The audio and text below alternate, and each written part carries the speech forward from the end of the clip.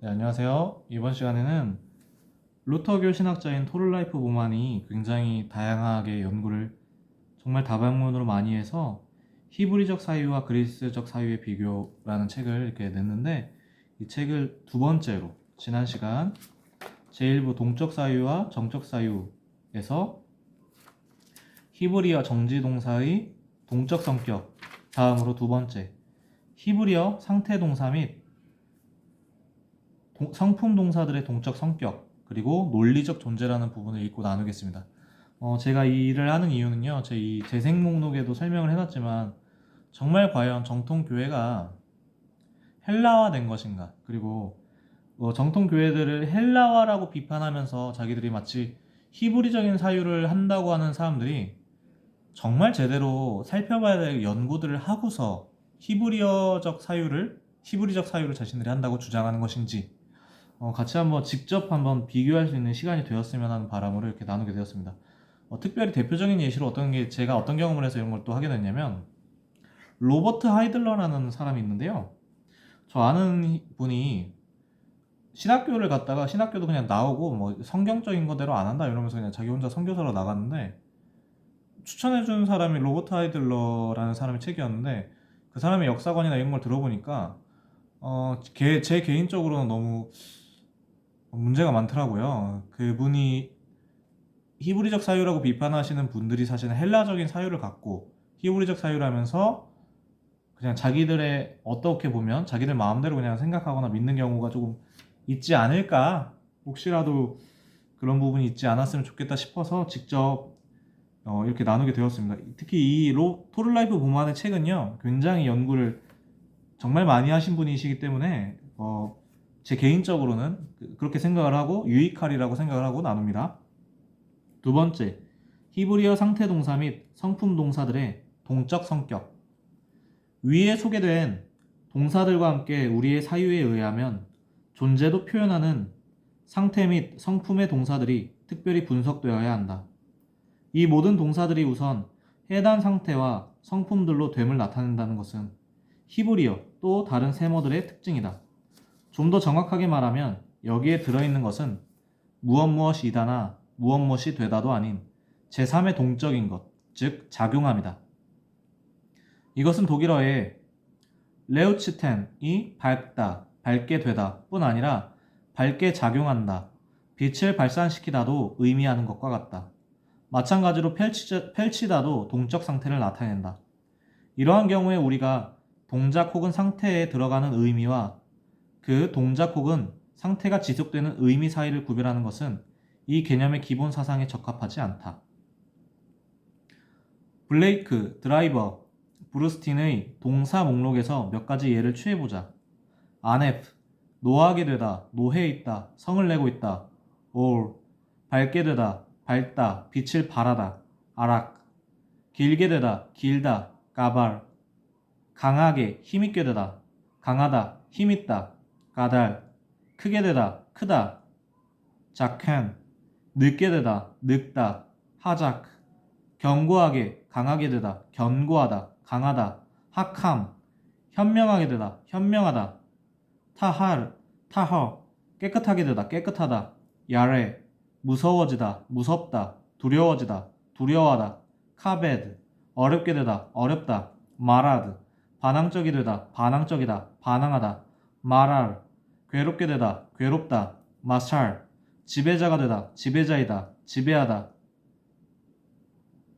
카다스, 거룩하게 되다, 거룩하다. 라밧, 라밥, 와, 라바, 많게, 크게 되다, 많다, 크다. 블레이크는 이러한 동사를 209개나 들고 있다. 그 중에 몇이 단지 파생어로서만 구약 성서에 나오는데, 비록 그 수는 적지만 히브리어와 다른 세모들의 독특한 성격을 시사하기에는 충분하다. 히브리어와 다른 세모들의 독특한 성격을 시사하기에는 충분하다. 이 동사들 중에 대부분은 외형상으로도 식별할 수 있다. 그 까닭은 일반적인 형체인 콸, 완료 3인칭 단수 남성형에서 제2 음절의 이, 셀의 원래는 I를 갖고 있기 때문이다. 극소수의 경우 제2 음절의 오, 홀람을 갖고 있는 것도 있다. 중간 모음이 이와 오로 된 동사들은 히브리어 문법에서 자동사로 지칭된다. 그것은 대체로 들어맞지만 언제나 그렇지는 않다. 몇 개의 타동사는 중간 모음 e를 가지고 있다.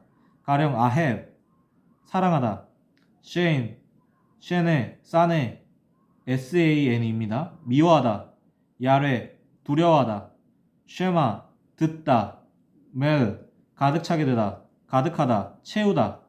나중에 다시 이 동사들을 다루게 될 것이다. 카타령에 동화된 자동사도 많다. 아말, 말하다, 할락, 가다, 하라드, 떨다, 카살, 비틀거리다, 마엘, 불성실하다, 마라드, 반항하다, 마샬, 지배하다, 나파, 떨어지다. 드라이버는 이러한 동사들을 34개나 들고 있는데 이 동사들은 내용상으로 그 활동성에 의해 중간 모음 이 동사들과 구별된다. 이 동사들이 어떤 상태를 나타낼지라도 가령 마라드는 반항적이 되다나 반항적이다도 마샬은 지배자가 되다나 지배자이다 또 의미한다. 그 상태는 활동적이다. 이 대신 I를 갖고 있는 상수란 두 정적인 상태 동사 하캄, 현명하게 되다 현명하다와 콰사르, 짧게 되다 짧다 중 전자는 드라이버에 따르면 원래 이해하다를 뜻하고 콰사르는 원래 실패하다를 뜻하기 때문에 이 두 동사도 엄격하게 말하면 정적이 아니고 오히려 활동성의 형식임을 나타낸다. 드라이버의 이러한 숙고들에 덧붙여 모음들에 대한 특정한 자음들의 영향, 알려진 바대로 후음들과 레스는 A를 우선적으로 갖는다. 특정한 자음들의 영향도 언급해야 할 것이다. 또한 동사의 절대 다수가 갖고 있는 중간 모음 A가 그 빈번한 사용으로 중간 모음 E 동사들의 영향을 끼쳤다는 것도 고려해야 할 것이다. 그러나 우리가 이것을 고려한다 할지라도 드라이버의 관찰은 여전히 그 의의가 있다. 중간 모음 E 동사들은 활동성이 거의 없거나 아마 전혀 없는 상태 동사 혹은 성품 동사들에 속한다. 다른 학자들은 비록 그렇게 명료하고 논리적이지도 못할지라도 그들 나름대로 이와 같은 것을 이미 오래전부터 인식했었다. 베트어는 타동사와 자동사라는 용어를 동적인 것과 정적인 것으로 바꾸려 했었다. 이 용어들은 후에 블레이크와 드라이버 등 많은 사람들에 의해 사용되었다. 에발트는 능동 동사들과 반수동 동사들로 나누었고 로젠뮬러는 후자를 절대적인 동사들로, 메르크스는 서술적인 동사들로, 브루스티는 두발과 브로켈만을 연결시켜 중립적인 동사들, 즉 능동적인 것과 수동적인 것 사이의 중간적인 것으로 불렀다. 이 용어들은 모두가 그 동사들 안에 포함되어 있는 행동 내지 상태 혹은 성품을 밖에서 본 객관적인 것으로서 표현한다. 이에 반해 하우프트는 의지 동사들, 주어의 의지에 예속된 행동들과 무의지 동사들, 주어의 의지에 예속되지 않은 행동 혹은 상태들 사이를 구별함으로써 그 차이를 심리학적으로 규정하려고 한다. 하우프트가 주장하는 관점의 정당성에 관해서는 나중에 다시 언급하게 될 것이다. 주 관심이 상태 동사 및 성품 동사들, 이른바 정적 동사들에 집중되어 있음은 이 간단한 서술에서도 드러난다. 아마도 우리는 타동사들과 자동사들의 아주 복잡 미묘한 난문제를 여기서부터 풀어갈 수 있게 될 것이다. 우리가 먼저 확인해야 할 것은 정적 동사들도 정적이 아니라는 것이다. 그것들이 정적이라고 불리우는 이유는 그것들이 상태를 표시하기 때문이다. 그러나 이 상태는 고정된, 죽은 것이 아니라 유동적이다. 그것은 존재이며 동시에 생성이다. 우리가 이방인이에요. 물론 저희가 히랍 사상 배경이 많이 갖고 있지만 저희는 호메로스와 베르길리우스 사상도 제대로 이해하지 못하는 또 이방인이지만 그래도 히브리적 사상을 자신들이 쉽게 주장할 만한 그런 사람들은 아닙니다. 우리 모든 사람들 자체가. 여기서 그리스인들이라고 할 때 저희를 같이 껴도 상관없을 것 같습니다. 그리스인들에게는 더욱 그런데 우리들에게 중요한 생성과 존재의 구별은 히브리인에게는 중요치 않고 오히려 통일성으로 느껴진 것 같다. 다시, 우리들에게 중요한 생성과 존재의 구별은 히브리인에게는 중요치 않고 오히려 통일성으로 느껴진 것 같다. 이것을 심리학적으로 이해하기 위해 생성과 존재로도 분리될 수 있는 우리들의 고유한 정적 동사들 중 몇 개를 우리의 출발점으로 삼아보자. 빛나다는 이미 말한 바와 같이 밝다와 마찬가지로 밝게 되다도 뜻한다. 요나단이 전투가 끝난 후에 꿀을 먹었을 때 그의 눈이 빛났다. 즉 그의 눈이 밝아졌다. 사무엘상 14장 27절 말씀. 그 후 그의 눈은 계속 빛났다. 즉 그의 눈은 밝았다. 29절 말씀. 노하다는 경우에 따라서 노하게 되다와 노해 있다를 뜻할 수 있다. 그리고 성품 혹은 상태를 나타내는 모든 정적 동사들도 이와 같다. 침묵하다는 잠잠하게 되다, 잠잠하다를 뜻할 수 있고 두렵다는 두렵게 되다나 두려워하다를 뜻한다. 그러므로 히브리어 정적 동사들의 심리학적 특수성을 파악하기 위해서는 우리 자신의 언어에서 잘 알려진 현상을 분석하는 것만으로 족하다. 정적 동사들의 경우 다른 곳에서는 그렇게 중요한 생성과 존재의 구별이 우리에게는 왜 중요하지 않은가? 문제의 해결은 정적 동사가 존재나 생성을 나타내지 않고 내부로부터 나오는 주체의 행동성을 서술한다는 사실을 관찰하는 데 있다. 침묵함은 하나의 의식적인, 의지적인 행위이다. 이에 반해 잠잠하다, 잠잠해지다는 가시적인, 소극적인, 객관적으로 확인할 수 있는 상태이다. 즉, 기대된 입술, 입, 목의 움직임이 일어나지 않고 그로부터 튀어나오는 소리들이 나지 않는다는 말이다. 그러나 저 사람은 침묵하고 있다고 말할 때 우리가 그의 정신생활 속으로 들어가 보면 그의 말없음이 그의 의지의 한 표현, 즉 하나의 내적 행동성임을 확인할 수 있다고 생각한다. 말을 안 하려고 한다고 하는 거죠. 그러나 어떤 순수한 자동사가 사용되는 경우 그 안에는 언제나 존재 혹은 생성으로서는 결코 완전히 재현시킬 수 없는 행위 혹은 행동성이 들어있다. 상응하는 상태나 성품의 행동성, 행동과 존재, 생성은 서로 상반되는 것이며 서로 다른 심리적 영역에 속한다. 그러므로 조동사를 동반하는 형용사를 사용하여 어떤 동사를 재현시키는 것은 하나의 미봉책인데 이러한 사실은 우리가 행동성을 때로는 존재에 의해 때로는 생성에 의해 표현하려고 해도 끝내 어설프게 된다는 점에서도 드러난다. 그런데 우리는 그리스인들도 그렇지만 우리의 언어 안에 비교적 소수의 정적 동사를 갖고 있다. 이에 반해 히브리인들은 매우 많은 정적 동사를 갖고 있다. 그러므로 우리는 히브리어 정적 동사의 동사적 개념이 비록 어휘 부족으로 그것을 재현시키거나 혹은 단지 공감만이라도 할 수 없는 처지에 있을지라도 언제나 생성하며 알아차릴 수 있는 것임을 전제해야 한다. 특별히 우리에게 어렵게 보이는 것은 공간적인 것을 동사적으로 표현하는 일이다. 그러나 우리도 어떤 문맥에서는 그렇게 할 수 있다. 우리는 풍경이 우리 눈앞에 넓게 놓여 있었다고 말하는 대신 풍경이 우리 눈앞에 펼쳐져 있었다라는 동사적 표현을 사용할 수 있다. 산봉우리가 아찔할 정도로 높다라고 하는 대신 우리는 그 산은 그의 봉우리를 아찔할 정도로 높이 솟구친다라고 말할 수 있다. 그리고 그 산은 그 봉우리로 인해 어떤 동적인 것, 행동적인 것이 되는데 이것은 물론 심리적 공감, 아니 몰입에 의해서만 그렇게 된다. 히브리어 및 다른 세머들의 무수히 많은 정적 동사들이 있다는 것은 히브리적 및 셈적 정신이 동적인 것, 행동적인 것을 지향하고 있다는 사실에 대한 또 하나의 새로운 증거이다.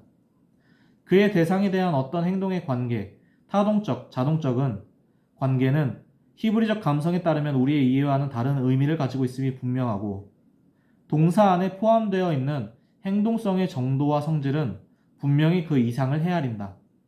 이로부터 니팔형이 여기서 PL형 혹은 히필형 이 둘은 사역적 의미를 갖는다. 니팔형, 피일형 혹은 히필형의 수동형으로 나타나는 특유성도 이해될 수 있다. 사실 우리가 니팔형 안에 들어있는 뉘앙스를 우리들의 언어로 옮기려고 하면 우리들의 사고방식으로는 니팔형을 그렇게 번역할 수밖에 없다. 그러나 이스라엘인들 자신이 니팔형을 그렇게 느꼈다고 생각할 수 있는 근거는 없다. 니팔형은 여기서도 콸형에 대한 수동형 혹은 제귀형이고 콸형에 들어있는 내적 행동성이 외부로부터 주체에 부딪혀 오는 것임을 보여준다. 그러므로 카베드의 콸형은 존경을 받고 있다, 존경을 받다인데 니팔형은 존경을 받게 되다, 존경이 표시되다를 뜻한다. 예를 들면 그의 자녀들은 존경을 받으나 콸, 그는 그것을 알지 못한다. 욥기 14장 21절 말씀. 그러나 너는 나의 눈에 보배롭고 나로부터 존귀함을 받고 있으며 니팔, 또 나는 너를 사랑했기 때문에 나는 너를 위해 사람들을 희생시킨다. 이사야 43장 4절, 49장 5절 말씀. 이외에 니팔형의 제기적 의미도 쉽게 예증될 수 있다. 학개서 1장 8절 말씀. 여기서 제가 콸형이라든지 니팔형이라든지 이렇게 읽은 게 있는데 이게 발음이 틀렸을 수도 있어요. 그러면 그냥 이거는 제가 부족해서 몰라서 그런 부분이 맞으니까 다르게 알고 있으신 분들은 그 댓글로 알려주시면 감사하겠습니다. 그렇게 다르게 읽으시면 그게 맞을 수 있습니다. 제가 틀릴 수 있습니다. 세 번째, 그 제1부 동적 사유와 정적 사유 중에서 세 번째, 논리적 존재. 이거 하기 전에 잠깐만 여기에 필요한 단어 뜻을 조금만 읽고 넘어가겠습니다. 계사라는 단어가 나오는데요. 계사가 뭐냐면 명제의 주사와 빈사를 연결하여 긍정 또는 부정의 뜻을 나타내는 말이래요. 예를 들어서 나는 사람이다라는 문장이 있으면 이다가 계사라고 합니다. 그럼 주사가 뭐냐? 명사가 되는 문장에서 주어에 해당하는 명사나 개념이라고 합니다. 예를 들어 꽃은 아름다다에서 꽃. 빈사가 뭐냐?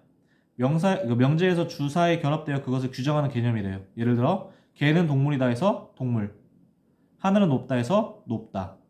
그리고 계사는 나는 사람이다 해서 이다. 네, 그럼 논리적 존재 읽도록 하겠습니다. 다른 한편 히브리어는 이른바 명사 문장을 사용하여 그리스어와 우리 현대어들이 계사와 코필라, 계사와 정지 동사들을 사용하는 것보다 논리적 의미의 정적인 것 또는 존재하는 것을 더 잘 표현할 수 있다. 우리는 게제니우스, 카우치의 견해에 일치하여 명사 문장들이 내포하고 있는 존재를 이해할 수 있도록 그것들의 성격을 규정하려고 한다. 주어나 수어가 명사 혹은 그에 상당하는 말을 취하는 모든 문장은 명사 문장인 반면 동사 문장에서는 수어가 정동적으로 되어 있다. 이러한 구별은 외적인 형식적인 구별일 뿐 아니라 근본적인 의미의 차이를 나타내기 때문에 히브리어 및 세머 문장론을 확실하게 이해하기 위해서는 불가피하다. 히브리어 및 세머 문장론을 확실하게 이해하기 위해서는 불가피하다. 수어가 명사인 명사 문장은 어떤 고정적인 것, 상태적인 것, 간단히 말해서 존재를 묘사한다면 동사 문장은 이에 반해 어떤 가동적인 것과 유동적인 것, 어떤 발생하는 것과 행동하는 것을 서술한다. 분사적 수어를 동반하는 명사 문장도 가동적인 것, 유동적인 것을 서술할 수는 있지만 이 경우에는 발생하는 것과 행동하는 것이 동사 문장과는 달리 상태적인 것, 지속적인 것으로 고정될 뿐이다. 우리의 목적을 위해서는 상이한 종류의 명사 문장들을 모두 검토할 필요는 없다. 특히 논리적 관점에서 볼 때 동사 문장으로 간주될 수 있는 분사적 수어를 동반하는 문장들인 경우에는 더욱 그렇다. 우리는 주로 세머의 표현 방식에 특유한 다음의 두 경우를 자세히 거론하게 될 것이다. 첫 번째, 수어가 명사로 되어 있는 경우. 두 번째, 수어가 부사 혹은 명사적 개념과 동등한 것으로 간주될 수 있는 어떤, 즉 전치사와 함께 쓰인 시간, 장소, 성질, 소유자 등에 대한 상세한 규정으로 되어 있는 경우. 첫째 경우, 수어가 명사로 되어 있는 경우의 문장은 주어와 수어의 동일성을 표현한다. 까닭은 히브리적 사유 방식에 따르면 사물은 그것의 양, 그것의 재료 또는 그것의 동일성이기 때문이다. 함미즈베아 에스 웨키로타우 에스 에스겔 41장 22절 말씀. 제단은 목재였고 그 벽들도 목재, 즉 목재였다. 나무로 만들었다는 겁니다. 이 경우 제단 및 그 벽들은 그 재료와 동일하다. 그러므로 두 가지 것의 동일성은 어떤 계사도 사용하지 않고 표현된다. 무엇이다가 계사였습니다. 야훼의 모든 길들은 헤세드 와메트 은혜와 성실이다. 시편 25편 10절 말씀. 즉 야훼의 행동 방식은 은혜 및 성실과 동일하다. 여기서 실제로 동일성을 말할 수 있는 것은 문제이다. 오히려 여기에는 수어들이 주어들에 내포되어 있기 때문에 동의, 이어의 반복이 있다고 말하는 편이 더 옳을지도 모른다. 히브리인들은 그러한 경우 결코 계사를 필요로 하지 않는다. 까닭은 그들에게 있어서 이 경우 어떠한 수어적 존재도 없기 때문이다. 히브리인들에게 있어서 그러한 경우에 계사는 회피될 수 있는, 아니 회피되어야만 하는 무가치성을 표현하는 것이리라. 수어가 주어에 내포되어 있지 않은 경우는 전혀 다르다. 가령 창세기 1장 2절 웨헤라스 하이에타 토후 와보후. 그리고 땅은 그 당시 황야였고 황무지였다. 이 경우 토후 와보후 황야와 황무지는 아라스 땅 안에 포함되어 있지 않다. 땅은 언제나 농경 및 주거지대이고 그렇기 때문에 개념상 후자는 전자를 배제하기 때문이다. 땅이랑 황야와 황무지가 배제한다는 거죠. 이 경우 그 땅이 황야와 황무지를 배제한다는 거죠. 땅은 농경인 주거지대라고 하니까 이 경우 수로는 주어에 직결될 수 없다. 왜냐하면 그것은 혼돈과 질서 정연한 세계가 동일한 개념이라는 불가능한 의미를 나타내는 것이 되기 때문이다. 다시 왜냐하면 그것은 혼돈과 질서 정연한 세계가 동일 개념이라는 불가능한 의미를 나타내는 것이 되기 때문이다. 주어와 수러 사이의 간격은 하예타였다. 하예타, 였다에 의해 가교되었는데 이것은 오늘날에는 세계, 즉 아라스인 것이 언젠가는 혼돈, 즉 토후, 와보후, 황야와 황무지였다는 것을 말한다. 우리의 느낌에 의하면 땅은 황량하고 텅 비어 있었다와 제단은 나무로 되어 있었다. 같은 문장들 사이의 차이는 히브리인들에게 있어서와 근본적으로 동일한 성질의 것이 아니다. 우리는 이 두 경우에 동일한 개사를 사용한다는 사실에 의해 언어적으로도 이 사실은 확인된다. 우리의 사유 방식은 히브리인들 및 셈족들의 그것과는 다르다. 우리는 먼저 제단, 즉 그 형태를 생각하고 그 다음에 그것을 이루고 있는 재료를 생각하며 제단이 목재, 나무로 만들어져 있음을 확인한다. 이때 우리는 그러한 모양과 그러한 용도의 제단은 가령 그 금속에서의 동입니다. 동으로 되어 있을 수도 있음을 전제한다. 즉 우리는 한 사물의 형태와 재료를 둘로 나누며 형태를 중요한 것으로 생각한다. 그러나 세민들에게 있어서는 재료가 곧 그 사물이다. 만일 제단이 목재라면 그때 그것은 동으로 만든 동재일 수는 없다. 왜냐하면 그때는 완전히 새로운 다른 제단, 즉 동재 제단으로 될 것이기 때문이다. 두 번째 예에서도 사정은 같다. 즉 야훼의 모든 길들은 은혜와 성실이다 라고 말하면 우리는 먼저 야훼의 길들을 생각하고 그 다음에 야훼의 길들은 냉혹할 수도 준엄할 수도 있는 그 길의 종류를 생각하게 된다. 우리에게는 그 두 가능성이 포함되어 있기 때문이다. 그러나 이스라엘인들이 야훼의 모든 길은 은혜와 성실이다 라고 말하면 야훼의 은혜로운 섭리는 가령 우리의 표현인 야훼의 모든 은혜롭고 성실한 길들에서처럼 떼어놓을 수 없는 개념이다. 수러가 상세한 장소 규정으로 이루어져 있는 경우는 설명하기가 더 어려운 것 같다. 왜냐하면 이때에는 명사 문장이 분명 실제적 존재, 즉 어떤 장소에 있음을 표현하기 때문이다. 창세기 23장 17절을 예로 들어보자. 마물의 맞은편에 있는 막벨라에 있는 에브론의 토지, 그 토지 및 그 위에 있는 동굴과 그 전 지역 주위에 두루 펼쳐 있는 그 토지 위에 서 있는 모든 나무들이 아브라함에게 넘어갔다. 여기서 이제 제가 읽기 때문에 제가 읽었던 부분을 한번 여기서 괄호로 쳐져 있는 부분들을 한번 빼고 읽어보겠습니다. 이거를 다시 한번 앞에 부분하고 보시면 차이가 느껴질 것 같습니다. 제가 두 번 읽어보겠습니다. 그 괄호가 이번에 없는 부분 그리고 다시 넣어서 한번 읽어보겠습니다. 왜냐하면 이때는 명사 문장이 분명 실제적 존재, 즉 있음을 표현하기 때문이다. 창세기 23장 17절을 예로 들어보자. 마물의 맞은편에 막벨라에 에브론의 토지, 그 토지 및 그 위에 동굴과 그 전 지역 주위에 두루, 그 토지 위에 모든 나무들이 아브라함에게 넘어갔다. 괄호를 다시 넣어서 읽어보겠습니다. 왜냐하면 이때는 명사 문장이 분명 실제적 존재, 즉 어떤 장소에 있음을 표현하기 때문이다. 창세기 23장 17절을 예로 들어보자. 마물의 맞은편에 있는 막벨라에 있는 에브론의 토지, 그 토지 및 그 위에 있는 동굴과 그 전 지역 주위에 두루 펼쳐 있는 그 토지 위에 서 있는 모든 나무들이 아브라함에게 넘어갔다. 여기에는 5개의 관계 명사 문장이 들어있는데 그것들은 모두 상세하게 장소를 규정하고 있다. 여기서 보충된 괄호 안의 동사들은 사실 독일어에 리에겐, 놓여있다, 스탠, 서있다, 세인, 있다 등으로도 그 본래의 의미를 나타내지 못하며 오히려 그것들은 개사의 의미를 갖는 단순한 조동사에 불과하다. 그 동사들과 그 동사들 안에 들어있는 존재함이 무가치함은 행동이야 어떠하든 간에 명사 문장들이 우리들의 언어에서도 보호로 번역될 수 있다는 사실에서 드러난다.